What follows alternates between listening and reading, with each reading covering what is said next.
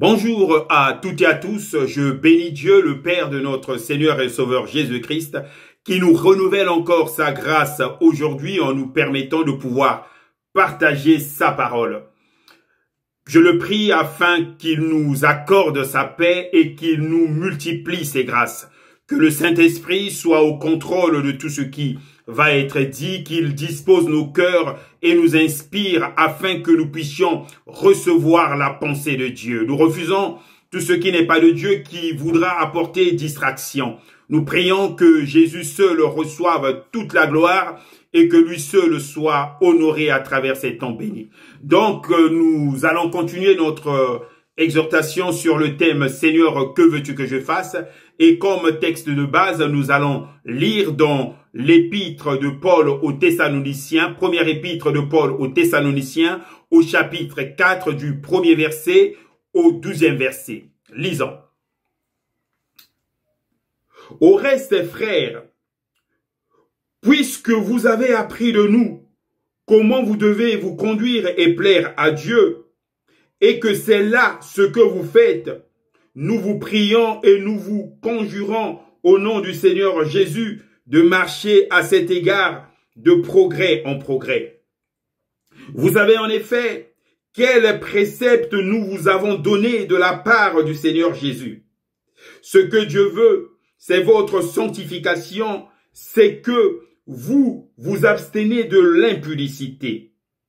C'est que chacun de vous sache posséder son corps dans la sainteté et l'honnêteté, sans vous livrer à une convoitise passionnée comme font les païens qui ne connaissent pas Dieu.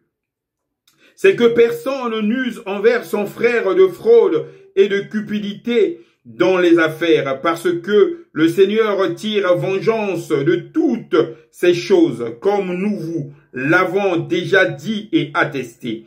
Car Dieu ne nous a pas appelés à l'impurité, mais à la sanctification. Celui donc qui rejette ces préceptes ne rejette pas un homme, mais Dieu qui vous a aussi donné son Saint-Esprit. Pour ce qui est de l'amour fraternel, vous n'avez pas besoin qu'on vous en écrive, car vous avez vous-même appris de Dieu à vous aimer les uns et les autres. Et c'est aussi ce que vous faites envers tous les frères dans la Macédoine entière. Mais nous vous exhortons, frères, à abonder toujours plus dans cet amour et à mettre votre honneur à vivre tranquille, à vous occuper de vos propres affaires et à travailler de vos mains comme nous vous l'avons recommandé, en sorte que vous vous conduisiez honnêtement envers ceux du dehors et que vous n'ayez besoin de personne. Le Seigneur écrit aux bien-aimés de Thessalonique. Dans cette lettre, il leur rappelle beaucoup de choses. Il leur encourage à faire beaucoup de choses. Mais dans ce passage que nous venons de lire, il mentionne deux choses qu'il aimerait que l'église de Thessalonique progresse encore. Deux choses qu'il aimerait que l'église de Thessalonique fasse encore mieux. La première chose, c'est la sanctification. Il leur dit de progresser encore dans la sanctification. La deuxième chose, c'est l'amour fraternel. Progresser encore dans l'amour fraternel. Aujourd'hui, nous allons aborder la sanctification. Et Dieu voulant, peut-être, la prochaine fois, nous reviendrons sur l'amour fraternel. Mais la question qui nous vient à l'évidence, c'est de définir ce que c'est la sanctification. La sanctification, c'est être mis à part pour Dieu. La sanctification, c'est se consacrer pour Dieu. Quand on se met à part pour Dieu, quand on se consacre pour Dieu, on est dans une dynamique de sanctification. L'auteur des Hébreux, d'ailleurs, écrit aux Hébreux en leur disant « Recherchez la sanctification ». Il voulait simplement, à travers ce texte, montrer aux Hébreux que la sanctification, c'est pas quelque chose de figé, c'est quelque chose de progressif, c'est un processus. Vous devez progresser dans la sanctification. Mais la question que on va se poser, mais pourquoi Dieu veut-il notre sanctification? Pourquoi Dieu nous appelle-t-il à demeurer à être dans la sanctification? La première réponse à cette question se trouve dans le livre de 1 Pierre, au chapitre, première épître de Pierre, au chapitre 1er du 15e au 16e verset. Il est écrit, mais puisque celui qui vous a appelé est saint, vous aussi soyez saints dans toute votre conduite. Selon qu'il est écrit, vous serez saints car je suis saint. Dieu veut que nous soyons saints parce que lui est saint. Il est notre Père. Il réclame, il veut notre sainteté. Il veut que nous progressions dans la sainteté parce que il est saint et il veut que nous soyons saints. La deuxième chose pour laquelle Dieu nous appelle à la sanctification est que nous sommes les membres de sa famille. Nous sommes devenus ses enfants. Paul écrira aux Colossiens en disant que Dieu nous a transportés du royaume des ténèbres vers le royaume de son Fils bien-aimé. Nous ne sommes plus membres du royaume des ténèbres, mais nous sommes devenus membres du royaume de Dieu. Nous sommes devenus membres de la famille de Dieu. Voilà pourquoi la sanctification, c'est quelque chose qui est propre aux hommes et aux femmes qui appartiennent au royaume de Dieu. La sanctification, c'est quelque chose qui est propre aux hommes et aux femmes qui sont le peuple de Dieu. Et nous devons avoir une conduite qui est digne de cette sanctification. Parce que dans le nouveau royaume où Dieu nous a installés, les choses sont différentes du royaume d'autrefois où nous étions. Pierre écrit, il dit que Jésus, à travers son œuvre à la croix, nous a libérés de la manière de vivre que nous avons héritée de nos ancêtres. Autrefois, nous avions une manière de vivre, une façon de penser, de raisonner et de parler. Mais en devenant membres de la famille de Dieu, nous ne sommes plus dans cette façon-là d'agir, dans cette façon de vivre, dans cette façon de faire. Notre conduite doit être digne de cette famille. Nous devons être dignes de représenter notre famille. Notre façon de penser doit changer. Notre façon de fonctionner doit changer. Notre façon de parler doit changer. L'apôtre Paul, encourageant les Romains, leur dira, ne vous conformez pas au siècle présent, parce que le siècle présent est corrompu. Le siècle présent a un fonctionnement qui ne correspond pas au royaume du Fils de Dieu. La troisième chose pour laquelle Dieu veut que nous puissions progresser dans la sanctification est que la sanctification nous permet de séjourner dans l'attente de l'Éternel. Dans le psaume 24, verset 4, il est écrit « Qui pourra monter à la montagne de l'Éternel, qui s'élèvera jusqu'à son lieu saint, celui qui a les mains innocentes et le cœur pur, celui qui ne livre pas son âme au mensonge et qui ne jure pas pour les impies. » Toujours dans le livre de Psaumes, au chapitre 15, du verset 1er au verset 2, il est écrit « Ô Éternel, qui séjournera dans ta tente, qui demeurera sur la montagne sainte, celui qui marche dans l'intégrité, qui pratique la justice, et qui dit la vérité selon son cœur. » Dieu nous appelle à la sanctification parce que la sanctification nous permet de demeurer dans l'attente de Dieu. La sanctification nous permet de demeurer sur la montagne de Dieu. Quand Moïse, à travers cette vision qu'il a de Dieu, quand il est sur la montagne sainte, le buisson ardent, la Bible dit que Moïse, voyant ce buisson qui ne se consumait pas, va vouloir avancer. Et là, Dieu va lui dire, Moïse, le lieu où tu veux avancer est saint. Tu dois enlever tes sandales. Et plus tard, quand Dieu résout de parler de vive voix à son peuple, il va donner l'instruction à Moïse en disant, Moïse, que tu dois sanctifier le peuple. Le peuple ne peut pas venir, ne peut pas m'approcher parce que je suis saint. Dans cet état, ils ne pourront pas, ils vont mourir. Voilà pourquoi Dieu recommande à Moïse de sanctifier le peuple. Dieu veut que nous puissions avoir part dans sa maison, part dans la montagne sainte. La quatrième chose, c'est que Dieu veut que nous puissions participer à sa sainteté. Dans le livre des Hébreux, au chapitre 12, il est écrit ceci au verset 10 et 11. Nos pères nous châtiaient pour peu de jours, comme ils le pouvaient, bon. Mais Dieu nous châtie pour notre bien afin que nous participons à la sainteté. Il est vrai que tout châtiment semble d'abord un sujet de tristesse et non de joie, mais il produit plus tard pour ceux qui ont été ainsi exercés le fruit paisible de justice. La sainteté nous permet de produire les fruits, nous permet de produire les fruits de la justice. La deuxième question que nous nous posons, à quoi nous sert de progresser dans la sanctification? La vie de sanctification nous permet d'avoir un bon témoignage. L'église de Thessalonique avait un bon témoignage. Et ce témoignage a fini par étonner ses contemporains, ses voisins. Les gens n'étaient pas étonnés parce que cette église s'était détournée des idoles.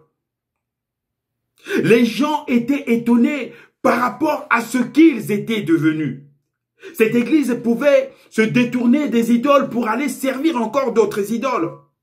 Mais ils étaient étonnés parce que ils servaient un Dieu qui dépassait toute intelligence, un Dieu qu'on ne pouvait pas comprendre. C'était pour des gens de la folie de voir des gens être autant transformés à cause d'un Dieu qu'ils ne voyaient pas, d'un Dieu, alléluia, oh, qui était différent des idoles.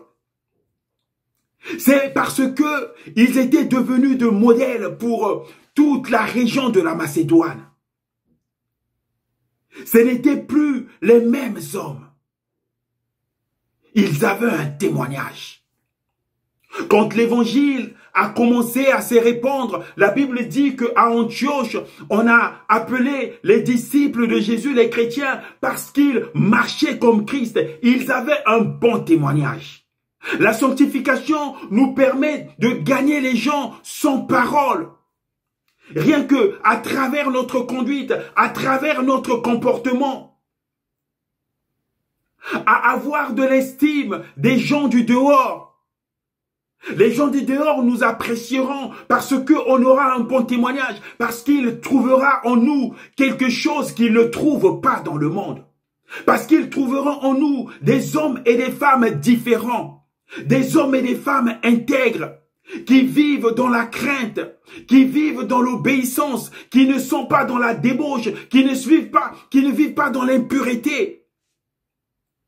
Vous savez, ils pourront vous critiquer de vive voix, mais en aparté, ils reconnaîtront que vous êtes différents. Le bon témoignage nous emmène à encourager les gens du dedans, à dire à ceux-là qui sont dans la difficulté d'être dans cette progression que c'est possible. Le bon témoignage. Mais comment peut-on mener une vie de sanctification ou comment peut-on progresser dans la sanctification? Il est écrit dans le livre de 1 Timothée chapitre 4 au verset 5, il est écrit ceci. Parce que tout est sanctifié par la parole de Dieu et par la prière. La Bible dit que la parole de Dieu nous sanctifie, la parole de Dieu nous débarrasse des choses, nous emmène à devenir des modèles, nous emmène à être bâtis comme Christ veut. La parole nous sanctifie, la parole nous met à part. La deuxième chose, la prière nous sanctifie. Si nous voulons mener une vie de sanctification, nous devons devenir des hommes et des femmes qui méditent la parole de Dieu. Des hommes et des femmes qui se nourrissent de la parole de Dieu. Des hommes et des femmes aussi de prière. Parce que la prière nous met à part. La prière nous sanctifie. La troisième chose, la parole nous sanctifie, la prière nous sanctifie. Mais aussi l'espérance nous sanctifie. Dans le livre de 1 Jean au chapitre 3, je vais lire 1 Jean chapitre 3 au verset 2-3, il est écrit ceci. Bien-aimés, nous sommes maintenant enfants de Dieu et ce que nous serons n'a pas encore été manifesté. Mais nous savons que lorsque cela sera manifesté, nous serons semblables à lui. Parce que nous le verrons tel qu'il est. Quiconque a cette espérance en lui se purifie comme lui-même est pur. L'espérance en Jésus nous purifie. La Bible dit que la première communauté des saints a vécu dans cette espérance, et cette espérance les a emmenés à mener une vie de consécration parce qu'ils avaient cette espérance que Jésus-Christ devait revenir. Ils avaient cette espérance qu'ils devaient un jour se retrouver dans la présence de Dieu. Et cette espérance les emmenait à avoir une vie de consécration, à marcher dans la crainte de Dieu, à marcher en observant les lois de Dieu, les préceptes de Dieu. Paul écrit à Timothée, il dit que dans une maison, il y a plusieurs types de vases. Il y a des vases en or, des vases d'argent, mais il y a aussi des vases de bois et des vases d'argile. Certains sont utilisés pour des occasions nobles, d'autres, ce sont des vases méprisables. Et si nous voulons être un vase utilisé pour des occasions nobles, un vase d'un usage noble, nous devons mener une vie de sanctification. Une vie que Dieu agrée, une vie qui plaît à Dieu, une vie que Dieu admire. L'église de Thessalonique était dans cette démarche, était dans cette dynamique. Et Paul leur demande de progresser encore. Je ne sais pas si nous aussi nous sommes dans cette dynamique. En tout cas, si nous sommes dans cette dynamique, Dieu veut encore que nous progressons. Mais si nous ne sommes pas dans cette dynamique, alors mettons-nous en ordre de marche. Parce que Dieu n'a pas versé son sang en vain. Il nous a pas rachetés en vain. Il n'a pas fait de nous les membres de sa famille pour que nous continuions à demeurer dans le péché, pour que nous continuions à nous vautrer dans le péché. Pierre a dit, ne repartez pas à ce que vous avez vomi. Alors la question qu'on peut aussi être emmené à se poser, que risquons-nous quand nous ne menons pas une vie de sanctification? L'apôtre Paul écrit aux Corinthiens, il dit que je traite durement mon corps, de peur d'être disqualifié après avoir prêché aux autres. Une vie où on n'est pas dans cette dynamique de sanctification peut nous disqualifier, c'est-à-dire peut emmener Dieu à ne plus se servir de nous, à ne plus nous utiliser. Or, Dieu nous a appelés pour que nous soyons utiles dans sa maison, pour que nous soyons utiles dans son église, pour que nous soyons utiles pour sa communauté. Il a fait de nous ses serviteurs, ses enfants. Et il ne souhaite pas notre disqualification. Voilà pourquoi il nous encourage à progresser dans la sanctification. Nous devons progresser dans la sanctification. Nous devons rechercher la sanctification. C'est cela la volonté de Dieu pour ses enfants. Oh, je sais que Dieu ne peut pas nous demander quelque chose qui soit au-delà de notre capacité, quelque chose qui ne soit pas à notre portée. Tout ce que Dieu nous demande, nous sommes capables de le réaliser. Alors ma prière est que la dynamique de sanctification soit vraiment notre partage, que chacun marche, alléluia, avec le désir, la volonté de mener une vie de sanctification. En tout cas, que Dieu nous bénisse. Soyez des saints au milieu des endroits, des lieux où Dieu vous a placés. Au nom puissant de Jésus, nous bénissons Dieu pour ces moments. Amen.